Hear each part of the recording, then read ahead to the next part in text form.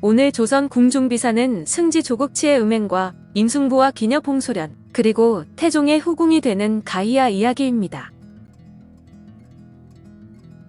승지 조국치, 달밤의 기생과 음란한 짓을 하다.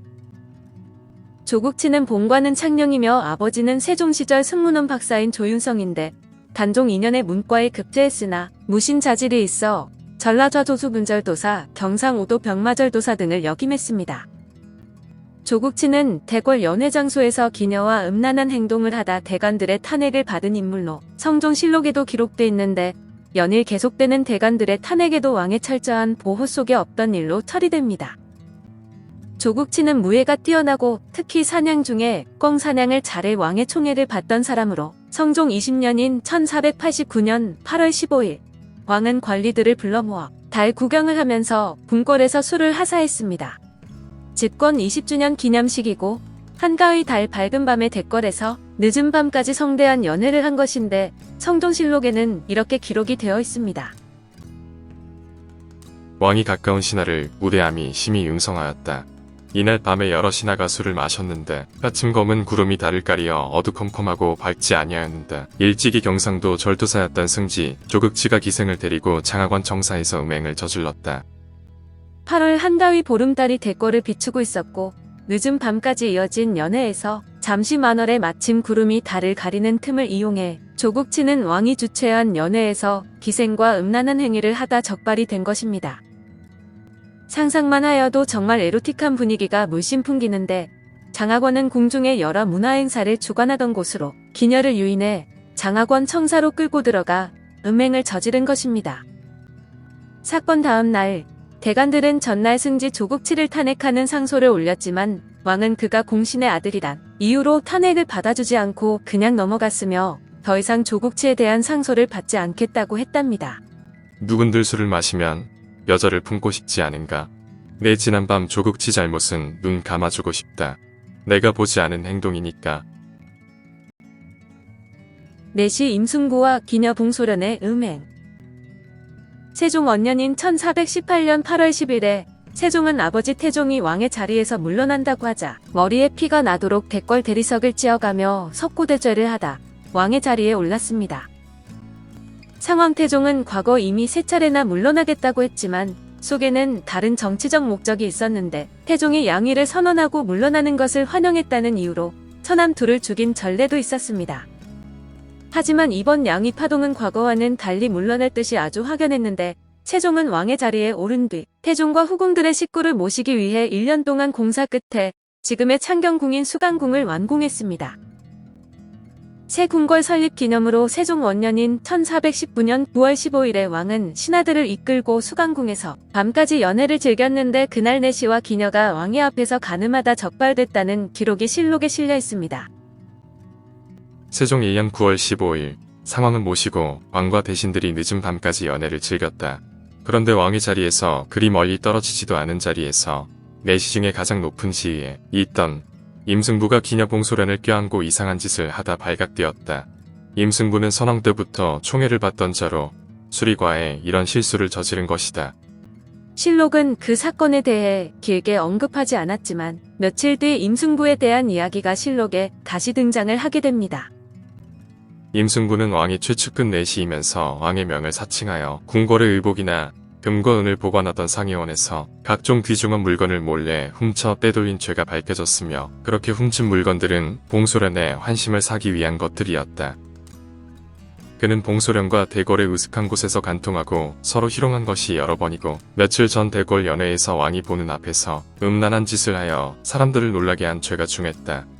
그날 궁궐 연회에서 내시 임승부가 기녀 봉소련을 왕 앞에서 희롱한 죄로 감옥에 갇혀 있다가 다음 날 의금부의 신문을 받게 됩니다. 그리고 신문에서 그동안 그가 상의원에서 빼돌린 대궐의 보물들을 기녀 봉소련에게 주고 대궐 으슥한 곳에서 간통을 한 것이 여러 차례 있었음이 추가로 밝혀졌습니다. 실록의 글은 다 몇 줄이지만 그 속에 담긴 이야기들을 추론해보면 훨씬 재미있는데 우선 날짜가 1419년 9월 15일이었습니다. 세종이 즉위한 지 1년이고 상왕태종이 나중에 창경궁으로 확대되는 수강궁이란 대궐을 지어 그곳에 이사를 가니 그것도 경사였습니다. 태종은 집권기간 동안에도 한나라의 위상은 대궐의 넓이에 있다고 종종 말을 해 대궐의 웅장함을 자주 거론해 왔는데 상황이 새 대궐로 이사하니 즐겁고 새 임금 집권 1년을 기념하는 의미도 있었습니다. 그래서 이날 연회는 여러모로 의미가 깊어 늦은 밤까지 계속되었는데 술을 좋아하는 상황태종은 평소대로 자기보다 먼저 떨어지는 자는 관직을 벗어야 한다고 했을 것입니다. 그 때문에 여기저기 술을 못하는 관리들이 몸을 못 가눌 정도로 취했지만 억지로 버티고 있었을 것인데 태종은 자기를 잘 보필했던 내시부 수장 임승부에게 노고를 치하하며 큰 잔에 술을 내렸을 것입니다. 그러나 임승부는 평소 주량보다 훨씬 많이 마셨기 때문에 갑자기 올라오는 욕정을 참지 못하고 왕이 보는 그 궁궐 앞마당에서 기녀 봉소란의 몸을 더듬으며 음란한 짓을 저지르다 발각된 것입니다. 왕이 그들의 이상한 짓거리를 그날 알았는지 아니면 다음날 보고를 받았는지는 정확하지 않지만 왕은 이들의 이상한 행동을 보고받고 일단 두 사람을 감옥에 가두고 추가 조사를 하게 했습니다. 그리고 추가 조사 결과 임승부가 궁궐의 재물들을 빼돌려 기생 봉소련에게 주고 그녀의 마음을 얻으려 했다는 것이 밝혀진 것입니다. 이들 죄는 법률에 따르면 모두 사형 이상이었는데 실록에 보면 왕은 사사로운 정 때문에 임승부를 장 100대에 경상도 하동현의 관청노비로 보냈고 기녀 봉소련도 장 80대에 궁주 관청기녀로 보냈습니다. 사람들은 이런 임금의 형벌에 대해 너무 가벼운 형벌을 내렸다고 상소가 빗발쳤지만 더 이상 죄를 주지는 않았다고 기록되어 있습니다. 실록에 기록된 왕과 임승부의 사사로운 정 때문이란 말이 여러모로 궁금증을 자아내게 하는데 잘 알다시피 세종은 양녕대군을 물리치고 대권을 거머쥔 임금이었습니다. 그러므로 그가 왕으로 올라가기 위해서는 여러모로 내시들의 도움도 얻었을 것으로 보여지는데 임승부라는 내시에게 과거의 진비 때문에 함부로 죽이지 못한 것은 아닐까라는 상상을 해보게 만듭니다. 권신들의 군사 대결까지 벌인 가희야. 태종 7년 황상과 기무가 가희야라는 대궐 기녀를 놓고 벌건 대낮에 싸움박질이 벌어졌는데 황상은 태조 이성계를 도와 위화도 회군에 공을 세운 공신으로 권력이 대단했습니다. 그런 그가 왕자의 난에 공을 세운 떠오른 젊은 기무와 기생을 놓고 다툼을 벌이다 태종에게 미움을 받은 것인데 그런 가희야가 나중에는 태종의 후궁으로 첩지를 받고 가희옹주로 봉해지게 됩니다. 그만큼 가희야의 미모와 남자를 끄는 매력이 대단했다는 이야기인데 그래도 그렇지 한때 공신들 간의 기생 쟁탈전에 가벼운 벌이지만 처벌을 한 임금이 그 여자를 취하니 이도 기막힌 일이었습니다. 고려 때와 마찬가지로 조선 초기에는 기생 출신이라도 얼마든지 후궁이 될 수 있었는데 가희야는 태종의 후궁으로 가무를 잘해서 태종의 총애를 얻어 후궁이 되었다고 합니다. 가희야는 가무의 재능이 뛰어나 궁중에서도 항상 부르는 기생으로 이런 그녀를 좋아하는 남자들이 많아 스캔들을 일으켰는데 태종 7년인 1407년에 그녀 때문에 군사까지 동원한 싸움이 벌어집니다.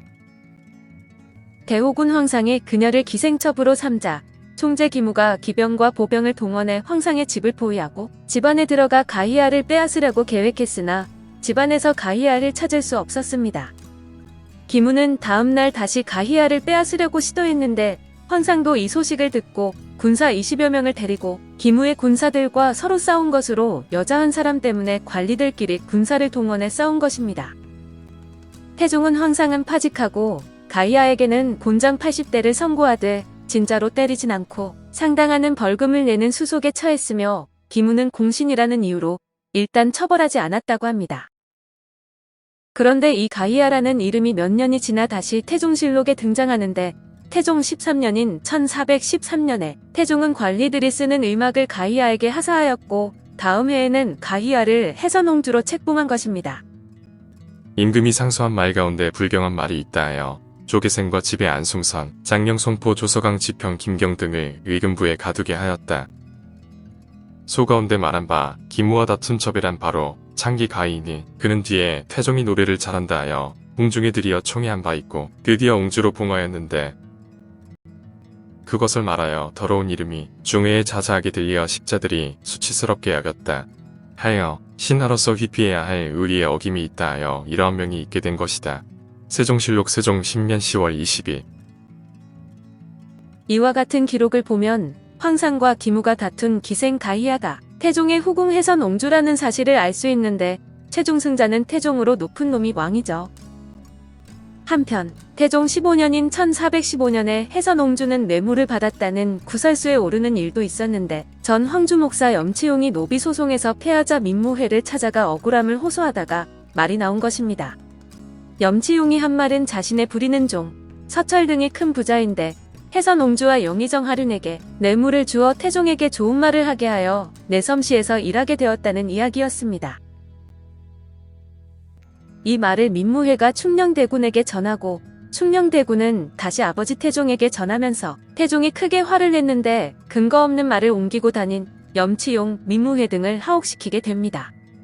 용의 눈물의 원작인 월탄 박종화의 세종대왕에서 꽤 비중있게 등장하는데 강계 출신의 기생으로 이숙번이 태종에게 바치며 엉뚱하게 경명군을 낳아 왕으로 만들기 위해 갖은 공작을 합니다.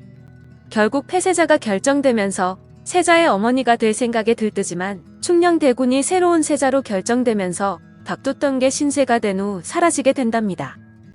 그런데 이와 유사한 일이 성종 시절에도 벌어지는데 성종 11년에 남은이 매화를 간통해 탄핵을 당한 것으로 매화는 효령대군의 첩이지만 남은과 관계 가진 일이 들통나 탄핵을 당한 것입니다.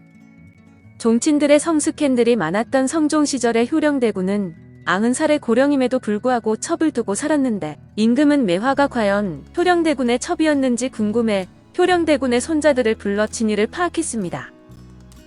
그런데 매화가 효령대군의 침실을 보살피는 여종이라 말하자 효령대군의 첩으로 인정한 것으로 아무리 나이 많은 남자라도 시침을 드는 여종은 이미 첩이나 마찬가지라는 주장을 받아들인 것입니다.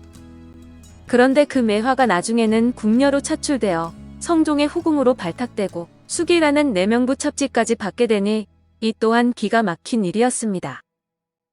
할아버지인 효령대군을 가까이 모시던 여인을 손자가 그것도 임금이 취했으니 그 아들 연산군의 성정문란함만 욕할 일도 아니긴 합니다. 조선 궁중비사 연산군 시절에 벌어진 내시들의 아랫돌이 집중조사 사건과 김치선, 김자원으로 이어집니다.